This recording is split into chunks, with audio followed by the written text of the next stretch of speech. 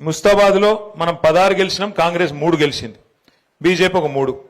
మీరు చూస్తే తర్వాత వీర్నపల్లిలో మనం 11, కాంగ్రెస్ 4, 1-2 ఇండిపెండెంట్.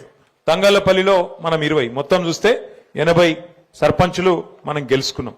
అయితే ఇక్కడ మీ అందరితో నా ప్రార్థన ఒకటి, నిన్నటి దాకా సర్పంచ్ ఎలక్షన్లు జరిగినప్పుడు కొన్ని దగ్గరలో మనోళ్ళే కొట్లాడారు. అటు మనోళ్ళే ఇటు మనోళ్ళే, ఇంకా ఇద్దరు కాదు అక్కడకన్నైతే 3-4 కొట్లాడారు. కొట్లాడినప్పుడు ఎవరికి ఏం చేయాలనో అర్థం కాలేదు. నిజానికి పార్టీ కూడా ఏమవుతుంది, ఒక ఊళ్ళే కొంతమంది అటు పోతారు, కొంతమంది ఇటు పోతారు, కులం పేరు మీదనో లేకపోతే దోస్తాన పేరు మీదనో ఇంకో దాని పేరు మీదనో ఇంకో దాని పేరు మీదనో అలగలగ అవుతారు, కొట్లాడతారు.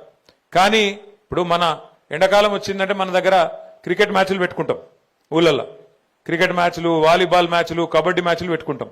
పెట్టుకున్నప్పుడు ఏమవుతుంది, ఊళ్ళోనే 4 టీంలు అవుతాయి, కొట్లాడతాం, ఒకళ్ళే గెలుస్తారు, మిగతా 3 టీంలు ఉంటాయి. మరి అదే ఊరోళ్ళు వాళ్ళు కూడా, కానీ గేమ్ అయిపోగానే కలిసిపోతామా లేదా, మళ్ళీ సాయంత్రం దావత్ చేసుకుంటామా లేదా?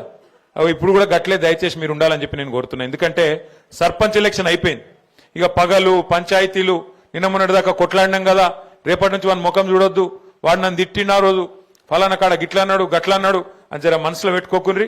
ఎందుకంటే మళ్ళీ 4 రోజులకే మళ్ళీ ఎలక్షన్లు ఉన్నాయి. ఇప్పుడు మనకు మళ్ళీ జిల్లా పరిషత్ ఉన్నది, మండల పరిషత్ ఉన్నది, ఈసారి కారు గుర్తుంటది, కేసీఆర్ గారు ఉంటారు. కాబట్టి ఈసారి మాత్రం మళ్ళొక్కసారి క్లస్టర్ బై క్లస్టర్, మనకు గ్రామ పంచాయతీలు 117 ఉన్నాయి, కానీ ఎంపీటీసీలు 57 ఉన్నాయి. కాబట్టి ఈ 117 నేను గౌరవ జిల్లా పార్టీ ప్రెసిడెంట్ గారిని, మా మండలాల అధ్యక్షుల్ని కూడా నేను కోరుతా ఉన్నా, ఏ క్లస్టర్కో ఆ క్లస్టర్, 2 ఊర్లు ఉంటే 2 ఊర్లు, 3 ఊర్లు ఉంటే 3 ఊర్లు, ఒక టీం చేసి ఇప్పటి నుంచే ఒక లెక్క, ఒక ఆలోచన, 57 ఎంపీటీసీలకు గాను